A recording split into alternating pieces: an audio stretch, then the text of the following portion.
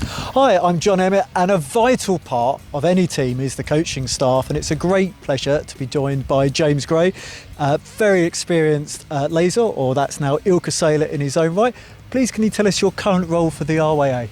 The role I'm going to be moving into is the British sailing team ILCA 6 lead podium coach. I'm so glad you said that. So can you tell us about your day-to-day, and obviously what's just around the corner? So just around the corner we've got the World Championships in Oman. So we're in the middle of a 4-week block where we've been fortunate enough to have a decent number of sailors actually assisting us. So we've got sort of 8 to 9 boats on the water.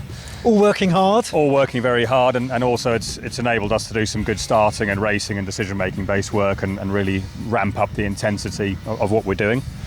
Day-to-day wise though, I'm there to facilitate on-water training, have conversations with sailors, make sure they're all happy, and really working on their goals and what's important for Oman, but also with a little bit more of a long-term view of Paris 24. And maybe, dare I say it, 2028. It's a young squad. It is a young squad. Somebody celebrated a 20th birthday the other day. That made us feel a bit old. Yeah. But just tell us how good the squad system is, because it's something that I think you've worked very hard, and it's getting everybody pushing each other. The benefit of a squad system is if you've got enough boats of a decent calibre, in any given wind speed, one of those boats will be probably showing a very good level. So that helps everyone, come along and work on their different goals, but also that everyone's inputting into the group. I mean, from an outside perspective, I've been amazed at the progress that the squad's made in the last few months. I mean, it's been really, really good to see, because I think day to day, maybe the sailors don't realise it because it's still very close, but the whole level has just been going up and up and up. Yeah, a lot of thanks to you. Yeah, well, I mean, thanks for that job. Well, it's true. It's true. I mean, a lot of it really is down to the sailors and the level that they're bringing to the training. And fortunate enough in the group I've got at the moment that we've got Hannah, who's been around for quite a long time and is particularly. She might not appreciate you saying that, but no, yeah, sorry, Hannah, but particularly good in Hannah, who's very experienced. Very experienced.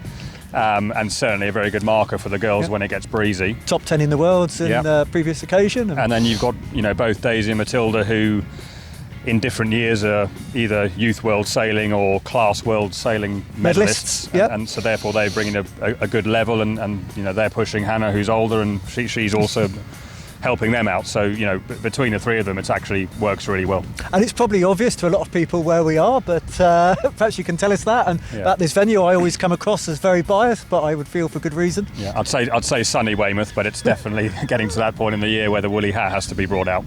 Well, I do understand the Rib is the coldest place on the racecourse, but yeah, tell us a little bit about the venue, because the number of days lost is tiny. Yeah, I mean, at this time of year, it's generally quite windy. We've been fortunate the last few days where we've actually had some lighter winds, which for us is quite good going into Oman, which could be a hot and light wind venue. Yeah, could be a slightly lighter wind venue, but obviously Weymouth is our national training base, so when we're in the UK, that's generally where we spend our time. But for me, it offers everything. It offers a number of wind directions, which have produces different sea states. The wind moves differently in certain directions. So in terms of what you're trying to work on, whether it be technique, decision making, whatever, for me, provided you're prepared to go to the areas of the bay or the harbour where that's going to work for you on a given day, it basically gives us everything. Yeah, I mean, the sea state's a big one, just a short tow, and it feels like a completely different venue. Just looking a little bit further forward for 2024, what's after this year? Because it's the shortest Olympic cycle ever. It is, yeah. And I mean, 2024 is in the distance, and that's obviously something which everything we're doing is aimed at being there and being in contention.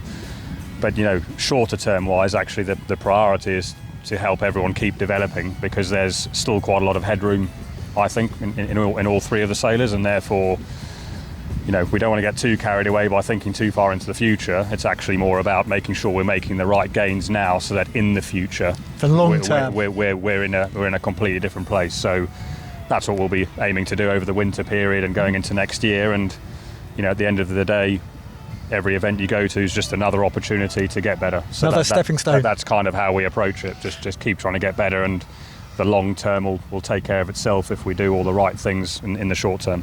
Well, fantastic to talk to you, and very best of luck to you and your team in Oman. We will be watching with great interest. We'll see what happens. Thanks very much, John. Cheers. Cheers, James.